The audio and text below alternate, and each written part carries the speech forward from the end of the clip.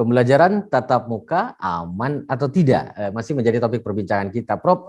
Cecep, sesungguhnya siapa sih yang harus menggaransi agar PTM ini aman dan nyaman gitu? Ya, jangan terjadi lempar-melempar tanggung jawab kalau ada masalah nanti. Tentu semua pihak ya. Tapi leading sektor kan ini bidang pendidikan. Artinya ya kalau di daerah berarti kan pemerintah daerah, ada dinas pendidikan, ya unit sekolah, itu adalah organ-organ utama. Tapi juga kan di situ ada komite sekolah, ya. Kemudian juga ada unsur misalnya bagaimana bertanggung jawab juga gitu. Ada tim gugus tugas kan di situ. Nah, jadi semua pihak menurut saya. Tapi sudahlah, kalau soal tanggung jawab kan tanggung jawab semua pihak. Yang terpenting itu adalah bagaimana ada jaminan bahwa siswa, guru, tendik di sekolah itu dengan pembukaan model PTM ini yang walaupun terbatas, ya terjamin dulu deh kesehatan dan keselamatannya. Makanya ya tidak cukup infrastrukturnya saja, tapi juga perangkat lunaknya. Apa yang saya maksud perangkat lunaknya?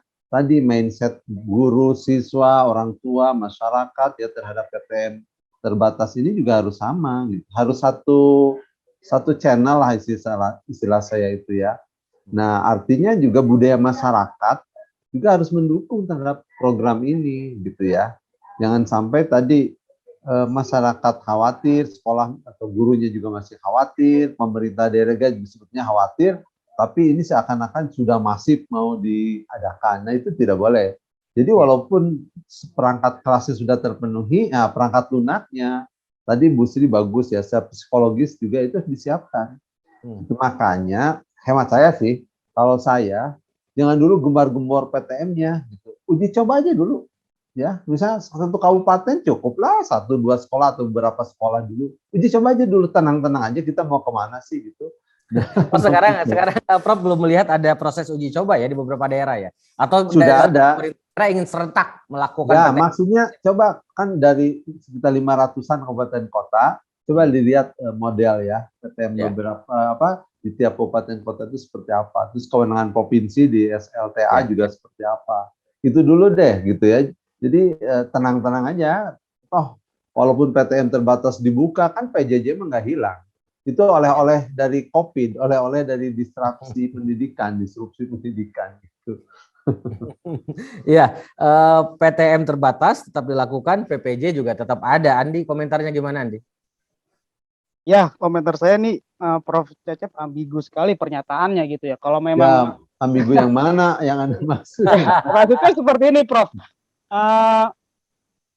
Uji coba bagaimana? Uji coba sudah ada. Bahkan pondok pesantren. Maksud saya uji coba secara masif. Pondok pesantren pun sudah membuka tatap muka banyak di Jawa itu, di daerah sudah banyak. Nah, hari ini pemerintah kan saya bilang tidak efektif komunikatifnya. Komunikasi tidak efektif di sini antara kementerian dengan kepala daerah berbeda. Tadi bilang komunikasi publik yang nggak bagus, Andi. Nah, itu kan jadi ini saya nggak masuk logiknya di sini kan. Kenapa yang disalahkan hanya sekolah? Kenapa yang disalahkan hanya masyarakat? Kenapa yang disalahkan hanya orang tua? Padahal ruang lingkup besarnya itu yang punya kebijakan, yang punya keputusan itu pemerintah gitu. Kemendikbud itu bertanggung jawab atas pendidikan di Indonesia. Itu menjadi catatan hari ini. Hari ini Kemendikbud seolah tidak tegas dalam memberi pernyataan untuk keberlangsungan pendidikan di Indonesia.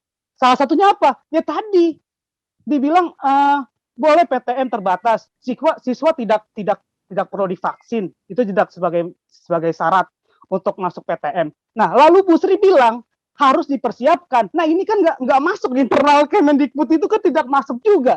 Sekali-kali Pak Nadiem ngobrol gitu atau di grup WhatsApp saling diskusi gitu. Coba atau ngopi bareng, Bang. Iya, maksudnya gitu. Ngopi bareng, bener, Prof. Di internalnya tidak selesai gitu komunikasi. Nah, kalau di konsep metode pembelajaran guru itu namanya active learning gitu. Jadi cobalah aktiflah para pejabat gitu, aktif dalam menyikapi pendidikan di Indonesia. Hari ini saya bilang ya tidak aktif untuk menyikapi pendidikan, hanya digembar-gemborkan akan di PTM. Saya akan tanya ke Ibu Ledia karena sebagai mitra dari Mas Menteri ini. Mas Menteri ini tidak terlalu turun ke lapangan, Bu Lydia. Kalau bab urusan turun temurun, mah kuluna dinanyanya ke Bu Sri, jangan ke saya. Karena kan kalau menteri keliling-keliling nggak ngajakin DPR, beda deh dongengna. Kalau kami kan melakukan pengawasan kepada kepada Kementerian Pendidikan. Nah, memang ketika kemudian terjadi dialognya itu kan penting untuk bisa menangkap sebetulnya apa sih akar masalahnya. Jadi Prof. Cecep udah mengingatkan sih sama kita. Nggak bisa cuma sekilas, karenanya beberapa kali kritik kami terhadap kebijakan Kemdikbud itu nggak ada naskah akademiknya. Tidak ada naskah akademik. Iya, bukan soal ini aja ya, bukan soal PTM terbatas. Karena nanti akhirnya ketika kemudian kita tidak punya dasarnya, landasannya, terus kemudian ada keluar kebijakan yang kalau COVID itu kebijakannya jadi sangat fleksibel ya, fleksibel dalam artian nggak bisa ada sesuatu yang pasti. Jadi kalau misalnya Andi cari yang pasti, memang nggak ada yang pasti. Karena bahkan misalnya di beberapa SMA kan tidak di kota ya, di provinsi misalnya, jadi pertanyaan sekolah juga, ada SMA yang menurut kita semua ya fasilitasnya paling bagus, sekolah negeri, mantep gitu ya, tapi ternyata dia mah tidak melakukan uji coba karena tidak akan melakukan PTM. Tapi sekolah-sekolah swasta yang kecil-kecil gitu ya, yang didorong untuk melakukan PTM, kita gimana sih sebenarnya gitu kan? Mungkin ada hal-hal yang tidak tersampaikan. Nah, artinya kan perlu clear buat kita. Nah, ini komunikasi seperti ini nggak selesai sehari 2 hari. Komunikasi seperti ini memang harus terus diulang. Yang saya juga agak sedihkan adalah lembaga penjaminan mutu pendidikan itu sendiri kan juga diganti ya jadi balai penggerak ya. Sementara kan harusnya guru itu selama PJJ didampingi terus ya Teteh. Nah cuma itu tadi. Jadi memang sebenarnya kalau kita ikut Prof. Cecep tadi, harusnya mah ini dijadikan momen untuk memperbaiki. Untuk memperbaiki sistem pendidikan kita. Ada banyak hal yang bisa diperbaiki. Jangan sektoral, tapi kita memperbaiki secara lebih baik lagi. Nah, jadi ketahuan gitu. Jangan terburu-buru ya, Bu. Tapi tadi menarik sekali Bu Lydia mengatakan bahwa sebenarnya tidak ada landasan naskah akademik dalam pelaksanaan PTM ini. Jadi dasarnya dari mana? Bukan cuma PTM. Kalau ini kan nanti dasarnya kan di SKB ya. Makanya itu jadi bagian yang sangat penting untuk kebijakan-kebijakan lain karena ini terkait sama COVID ataupun nanti sesudahnya, itu perlu ada kajian akademis yang lebih jelas yang kemudian bisa disampaikan. Kami di Komisi 9 pada beberapa kebijakan ternyata kita nggak mendapatkan itu. Nah ini jadi PR besar buat Kemdikbud. Ayo atuh, di situ kan banyak orang pintar. Kalau nggak ada yang bisa ngerjain, ada Prof. Cecep lah yang mau ngebantuin, saya yakin gitu mah. Hakul yakin Mas Prof. Cecep mau bantuin gitu. Iya, tinggal ngobrol aja, masalahnya nggak diajak ngobrol ya Prof. Mungkin gini Bu Lydia, boleh saya langsung ya. Saya Silakan, kira memang di kementerian kita kan masih ribut tuh soal peta jalan. Ya, peta jalan. Jadi jangan-jangan kementerian kita itu nggak punya grand design bagaimana pendidikan masa depan. Gitu. Ya akhirnya jadi saya juga nanti sedang nulis, mudah-mudahan dimuat juga soal BSNP dibubarkan ya. Ini seperti kementerian kita tuh merdeka sekali gitu ya. Bahkan merdeka belajar. Strateginya merdeka sekali Prof ya. Banyak regulasi yang ditabrak menurut saya gitu. Nah ini juga pengawasan DPR harus diperkuat Bu Lydia ya terkait dengan ini gitu. Supaya ya dari sisi perubahan sih kita oke ya kalau itu mengarah ke hal-hal yang baik, inovatif, tapi juga harus terukur dari sisi regulasinya baik gitu ya, kemudian juga tertata dengan baik dan terutama ini kementerian kita punten Bu Sri kurang banyak melibatkan LPTK lah. Saya terus terang. Iya betul. Kurang banyak melibatkan LPTK. Ya gitu Bung Andi ya. Iya. Saya nggak ambigu lagi kan sekarang. Ya gitu Bu. Mantap. Gitu. Monggo dilanjut. Ya, gimana Andi komentarnya tadi? Ya, saya menanggapi Bu Lydia juga ya. Nah, itu saya mengkritisi dikit Ibu Lydia sebagai anggota DPR di dalamnya harusnya mengawasi gitu pendidikan juga. Jangan seolah-olah lepas tangan juga, bahwa DPR itu ya harus mengawasi juga. Di situ ada anggaran APBN tentang pendidikan. Coba sampai mana anggaran itu sampai ke pendidikan, dilihat lagi gitu. Untuk anggota DPR jangan cuap-cuap ataupun ya seperti itulah, kita tahu lah anggota DPR gimana ya kan.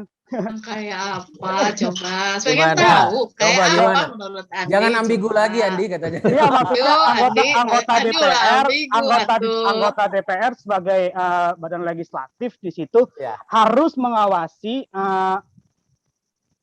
Kemendikbud gitu. Di dalamnya ada anggaran besar gitu, sekitar 20% kalau tidak salah ya Bu ya, atau sekarang atau lebih dikit. Nah, mungkin di situ ada DPR harus menyikapi juga gitu di dalamnya.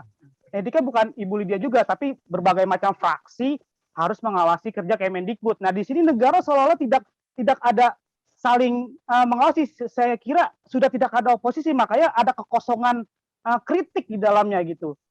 Kalau saya lihat seperti itu sekarang negara. Ya, kekosongan kritik dari DPR RI gitu Andi. Iya, jadi saya bingung gitu kan. DPR tidak ada kritik terhadap Kemendikbud hari ini, dan DPR tidak ada pengawasan secara luas untuk segala kebijakan yang diambil dari Kemendikbud dalam pendidikan hari ini gitu kan. Makanya tidak heran ketika ada seorang guru honorer yang ditinggal nikah oleh istrinya karena gajinya ketika PJJ tidak dibayar. Itu nyata, ada di Cianjur, bisa Ibu cek. Saya pernah diskusi dengan salah satu. Itu akibat dosen. Apa PJJ? Apa itu akibat PJJ sehingga gajinya dipotong dan dia nikah. Nah, itu kan menjadi sedih mungkin gitu kita melihat. Satu-satunya akibat lah, mungkin ada akibat lain. Nah, sedih juga kan kita melihat ada seorang guru yang berjuang untuk mencerdaskan anak bangsa akhirnya menderita karena tidak dijamin kesejahteraannya. Itu menurut saya menjadi penting sebagai catatan hari ini. Negara harus menjamin terutama pendidik di Indonesia. Jangan hanya pendidik dijadikan objek uji coba seperti kurikulum kita dibuat bingung. Ini dibuat bingung. Tidak ada kejelasan dari pemerintah sehingga guru-guru di daerah, guru-guru swasta honorer menjadi bingung untuk bagaimana keberlanjutan pendidikan Indonesia ini. Jangan-jangan 10 tahun ke depan kalau guru para pendidik tidak jelas nasibnya, tidak akan ada yang menjadi guru lagi. Itu menjadi problematika. Baik Andi, kita akan lanjutkan dan nanti saya akan minta Ibu Lydia untuk mengklarifikasi apakah betul ada ruang kekosongan kritik dan juga catatan-catatan kritis ke Ibu Sri yang harus dijawab. Kita akan lanjutkan di segmen terakhir setelah beberapa informasi berikut ini.